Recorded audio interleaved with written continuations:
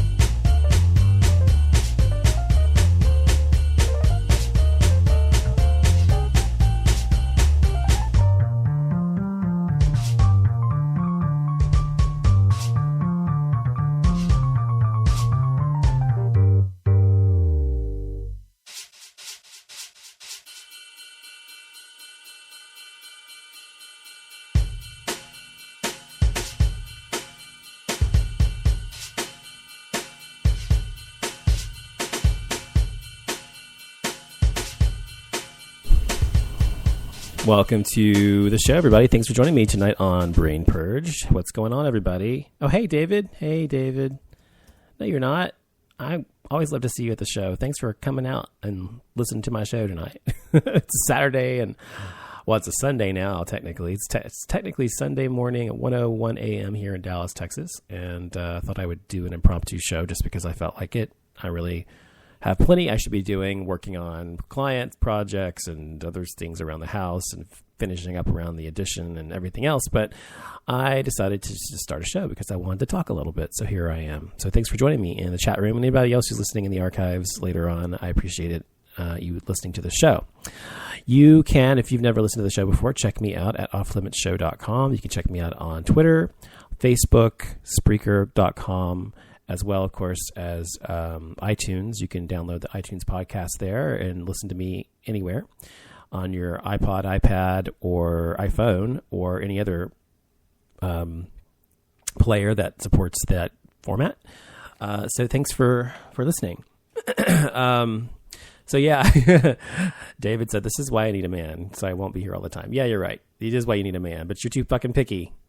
So until you let up a little bit on your requirements, just a little bit, you're going to probably be single. But anyway, we've talked about that before. But this is the Brain Purge show, so I'm just going to talk about whatever's on my mind, stream of consciousness, see if you can catch up, because I talk fast and I talk a lot usually on these shows. So if you can keep up, kudos to you. If you can't, well, sorry. So first thing to talk about is I watched tonight The Great Gatsby, which I had not seen yet. I watched it on Apple TV, and it was good. I, of course, had read the book in high school, and I had not seen the original movie with Robert Redford and whomever else was in there, Mia Farrow, whoever it was. So it was interesting. It was interesting the way they did it. It was very cinema. What's the word I'm looking for? The cinematography was incredibly good, beautifully shot, really pretty good CG, and just a really great story, of course. If you know the story of The Great Gatsby, it's a good story and well told. One of the best books, a classic American novel written by F. Scott Fitzgerald. So an amazing look at the 20s, in America, a time when there were no taxes. Can you believe it? There was no income tax. And so the people who were wealthy were extremely wealthy. They got to keep all of the wealth that they had, whether it was legal or not. And it was lavish parties, lavish lifestyle, especially in New York City at the time, in the 20s, late 20s, before the crash. And it's very similar in some ways to what happened here in the United States, in 2007, 2008 or so, with a crash here. And, it was easy credit, easy money. Everybody was buying. And then 2008 rolls around and crash. Everything just goes to fucking hell. Our stock markets, the world markets, the real estate market bubble bursts. Everything was horrible, as you all well know. It was impossible to get jobs, it was just a horrible time. And so very similar to the Great Depression, of course, we call it the Great Recession because we never went into an actual depression, they say. So it's it very much mimics that kind of excess, but far more excess even than that ever was. But anyway, it's a great story. I like it a lot. And of course, Leonardo DiCaprio was in it. And what's his name? What is his name? Oh my gosh, I can't think of the guy's name. The guy that played Spider-Man is in it too. Tobey Maguire, I think is his name. They were both in it, and some other actors. But anyway, it was really good. So watch that. It was like 2.5 hours, 2 hours and 40 minutes long or something like that, or 2.5 hours or 2:20 or something. It was a long movie, but it was worth it. So I did that tonight. And other than that, I just went to Home Depot tonight and bought a few things to finish up on the addition I'm doing. If you all know, have heard me talk before about this. I've been working on my house for about a year or so, and I've mostly been doing the interior stuff, but except for an addition that I've done so far. The addition is done. It'll be done this month finally after a year, and so it's essentially building an entirely new house because it has several new rooms. It also has expanded the master bathroom, master bedroom, master closet, with a new sitting area and a lot. I mean, it's massively new. And then also a guest house with a bedroom, bathroom, kitchen, dining area, utility room, and a living area. So eventually, when my mother retires, I'm going to have her live in there, and that's why I did it for one reason, that part of the addition anyway. And so that's going to be for her eventually, and it's attached to the house, but it's completely separate. So it's got its own entrance and everything else. So, and it's got very, very good soundproofing. So you won't be able to, because I don't want when she does move in eventually, I don't want her to be bothered by our noise and vice versa. So, we soundproofed all the walls and everything, and it's LEED certified and everything else. So it's very good. It looks great too. All brand new, really high-end windows, nice new brick, and we're going to eventually re-brick the entire house. And so after this phase is done, finally, we're going to move on to phase 2, which is to do the front of the house and the other side of the house, which is adding on to that side a new garage, expanding into the existing garage with a new kitchen. Our kitchen right now is, I don't know, it's a regular size kitchen, but when we're done, it'll be a 600 square foot kitchen, master chef type kitchen. It'll be wonderful. And then the landscaping, of course. And right now our yard looks like shit because we've had people trampling all over it. Of course, the contractors trampling over it, and then the plumbing and all that kind of crap was, had to be dug up, and new sewer lines and blah, blah, blah. So our yard was lush and beautiful, and now it's just a mess.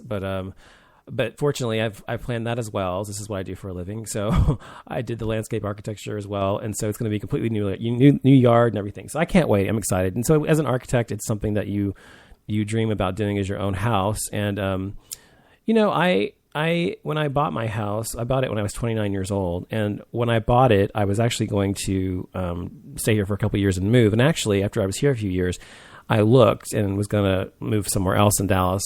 There's a few places in Dallas, Highland Park and Kessler Park. Those two places I was looking at the most, and also Bluffview area. And I was looking at those places, and I could have moved there and bought something that was already done and completely perfect and everything. But doing what I do for a living, I love taking something old and making it new again and making it into my own vision. That's what I do for a living. It's my passion. It's my love. I love it. And so I decided to stay where I bought my first house and to remodel it and do something completely different. But keeping in style with the era of the homes. The homes here are mid-century homes, mid-century modern, mid-century traditionals, and which I love, which is what the era I love the most, mid-century modern.